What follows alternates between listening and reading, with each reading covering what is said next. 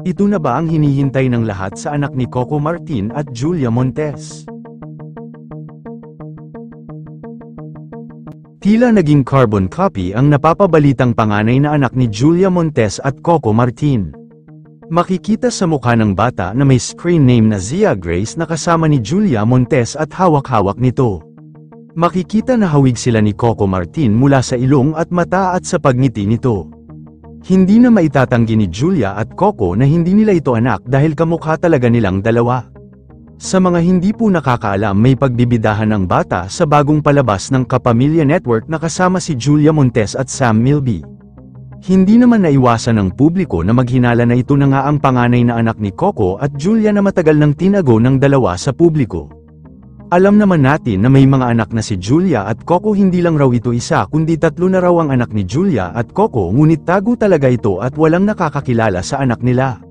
Bakit ayaw pang sabihin nila Coco Martin at Julia Montes na may anak na silang dalawa dahil hindi naman ito masama at tanggap ito ng madaming fans dahil alam naman na ng lahat na mag-asawa na silang dalawa.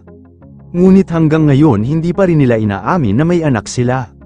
Madami naman na naebidensya ang magpapatunay na may anak silang dalawa ni Julia. Una na ang baby bottle nito na nasa kusina nila Coco Martin. Pangalawa ang pagsabi ni Kuya Will na may anak na si Coco at Julia at pinasalamatan pa nga niya ito.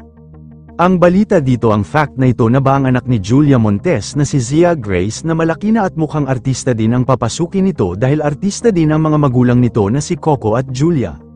Makikita na hawig ni Coco Martin ang bata kaya't hindi maitatanggi na anak na nila itong dalawa.